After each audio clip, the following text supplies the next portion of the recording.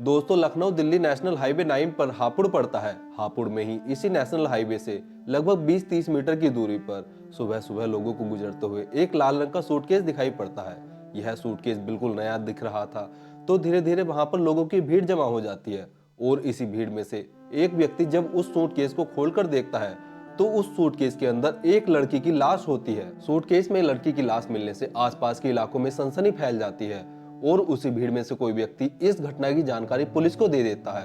अब जैसे ही पुलिस को इस घटना की जानकारी मिलती है, पुलिस तुरंत मौके पर पहुंचती है और उस सूटकेस में रखी लड़की की लाश को अपनी हिरासत में लेकर तुरंत इन्वेस्टिगेशन करना शुरू कर देती है। जांच में पुलिस को पता चलता है कि इस लड़की की मौत दम घुटने के कारण हुई है।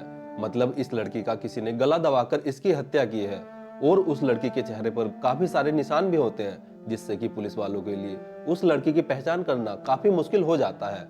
और जांच में पता चलता है कि इस लड़की की उम्र लगभग 25 से 30 साल के बीच रही होगी और यह एक शादीशुदा लड़की है। अब पुलिस आसपास के इलाकों में, गाँव में पूछताछ करती है और साथ ही हापुड़ के सभी थानों में यह जानकारी दे देती है, लेकिन किसी भी थाने में इस तरह की लड़की की कोई भी मिसिंग रिपोर्ट दर्ज नहीं हुई थी। जिससे कि पुलिस के सामने सबसे बड़ा टास्क ये हो जाता है कि यह लड़की कौन है, इसका नाम क्या है, इस लड़की को किसने मारा है और सबसे बड़ी बात तो यह है कि इस लड़की को किसने सूटकेस में पैक करके इस लड़की की डेड बॉडी को यहाँ पर डंप किया है। सबसे बड़ी चुनौती पुलिस के लिए यह बन जाती है, बिकॉज नेशनल हाईवे 9 पर हजारों गाड़ियां दिन भर में गुजरती हैं। इसके बाद पुलिस जहां से उस लड़की की डेड बॉडी मिली थी, वहां से नेशनल हाईवे 9 के दोनों साइड के टोल टैक्स की सीसीटीवी फुटेज को चेक करना शुरू कर देती है। अब इस फुटेज में हजारों गाड़ियां गुजरती है, लेकिन पुलिस एक टोल टैक्स से दूसरे टोल टैक्स पर जाने में एक गाड़ी को कितना टाइम लग रहा है, इस आधार पर पुलिस सभी गाड़ियों की जांच करती है। और इस जांच में पुलिस 10-12 गाड़ियों को मार्क करती है और उन गाड़ियों की नंबर प्लेट से उनके ड्राइवरों का फोन नंबर निकालती है और इन फोन नंबरों की लोकेशन चेक करना शुरू करती है। अब इन्हीं गाड़ियों में से एक गाड़ी वैगनार होती है। जब पुलिस उस वैगनार के ड्राइवर की फोन लोकेशन निकालती है तो उसके फोन की लोकेशन उसी एरिया में होती है जहां पर वह सूटकेस पाया गया था। अब पुलिस उस वैगनार के ड्राइवर से पूछताछ करती है और उसको बोलती है, क्या तुमने उस लाल रंग के सूटकेस को वहां पर छोड़ा था? तो यहाँ पर वह ड्राइवर बताता है कि साहब, मैं तो गाड़ी को बुकिंग पर चलाता हूँ और 16 नवंबर को गुड़गांव से किसी नागेंद्र नाम के लड़के ने मेरी गाड़ी को बुक किया था और यह बुकिंग 3 व्यक्तियों के लिए की गई थी। सबसे पहले तो मेरी गाड़ी में एक बुजुर्ग और एक 30-35 साल का व्यक्ति बैठा और कुछ दूरी पर चलने के बाद एक लड़का बाइक से आया और वो लड़का ही उस लाल बैग को लाया था और वह लड़का मेरी गाड़ी में बैठ गया। अब पुलिस उस कार ड्राइवर से जब पूछती है कि नागेंद्र की हमें कोई इन्फॉर्मेशन दो, तो वह ड्राइवर पुलिस को एक नंबर देता है। जब इस फोन नंबर की पुलिस डिटेल निकालती है तो वह नंबर नागेंद्र उर्फ अंशुल नाम के किसी लड़के का होता है। अब पुलिस उस नागेंद्र नाम के लड़के को अरेस्ट कर लेती है और जब उससे पूछताछ करती है तो पहले तो वह नागेंद्र उर्फ अंशुल नाम का जो लड़का होता है वह पुलिस को गुमराह करने की कोशिश करता है, उन्हें बेवकूफ बनाने की कोशिश करता है। लेकिन जब पुलिस अपने तरीके से, मतलब कड़ाई के साथ पूछताछ करती है तो वह अपना जुर्म कबूल कर लेता है और वह पुलिस को बताता है कि वह मूल रूप से हापुड़ का रहने वाला है और जिस लड़की की लाश आपको सूटकेस में मिली है उसका नाम राखी है और वह मेरी पत्नी है।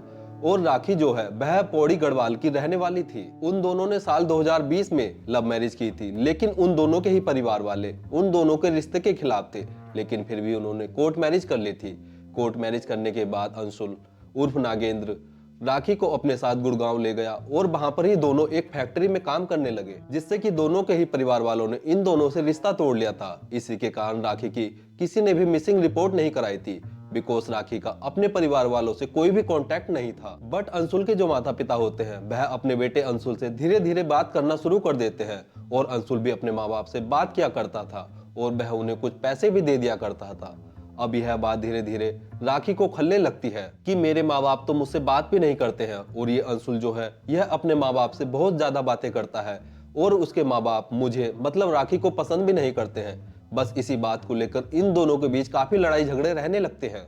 अब अंशुल जब भी अपने माँ बाप से बात करता या उनको कुछ पैसे भेजता तो राखी उससे लड़ना शुरू कर देती थी। मतलब नौबत यहाँ तक आ गई थी कि उन दोनों के बीच मार पिटाई होने लगी थी। अब ऐसे ही 13 नवंबर को इन दोनों के बीच लड़ाई झगड़ा होता है, लेकिन उस दिन तो बात बोलचाल पर ही खत्म हो जाती है। लेकिन 15 नवंबर 2024 को फिर से इन दोनों के बीच लड़ाई हो जाती है और यहाँ पर राखी अंशुल को और उसके माता पिता को काफी भला बुरा कहने लगती है, जिससे कि अंशुल को काफी ज्यादा गुस्सा आ जाता है और वह राखी को पकड़कर उसका गला दबाने लगता है और राखी भी कुछ देर तड़पने के बाद अपना दम तोड़ देती है। आगे अंशुल बताता है कि उसने गुस्से में राखी का गला दबाकर उसकी हत्या तो कर दी थी, लेकिन उसके बाद उसे काफी ज्यादा गिल्टी फील होता है और उसे काफी ज्यादा डर भी लगता है और यह बात वह सीधा अपने पिता को फोन कर कर बताता है। तो अंशुल के पिता ने भी यहाँ पर अपने बेटे का पक्ष लेते हुए उसे यह बोला कि तुझे यह बात किसी को नहीं बतानी है और तू अभी जाकर मार्केट से एक बड़ा सा सूटकेस ले आ और राखी को उस सूटकेस के अंदर पैक कर दे। इसके बाद अंशुल सीधा मार्केट जाता है और वह ऐसी मार्केट में जाता है जहाँ पर ज्यादा बड़ी दुकान नहीं होती है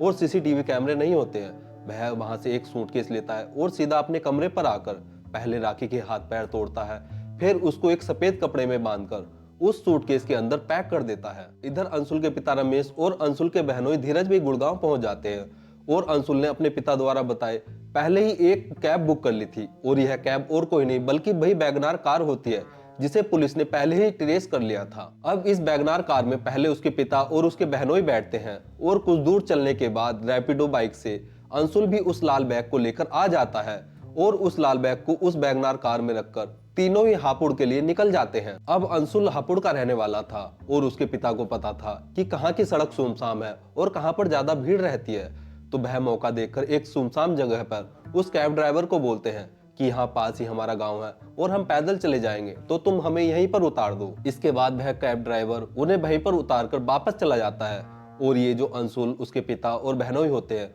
वह उस बैग को वही सड़क के किनारे छोड़कर वापस अपने घर पहुंच जाते हैं। जब पुलिस अंशुल की इस कहानी को सुनती है तो पुलिस उसके पिता रमेश को भी गिरफ्तार कर लेती है, लेकिन जो अंशुल का बहनोई होता है धीरज, वह पुलिस के हाथों से कुछ दिन तो फरार होता है, लेकिन कुछ दिन बाद वह भी पकड़ा जाता है और इन तीनों को पुलिस फिर जेल भेज देती है। यह तीनों मिलकर गुड़गांव से लगभग 120 किलोमीटर दूर राखी की डेड बॉडी को एक सूटकेस में भरकर हापुड़ ले आते हैं। शायद इन्हें यह डर नहीं था कि अगर रास्ते में पुलिस चेकिंग मिल जाएगी तो यह पकड़े जाएंगे।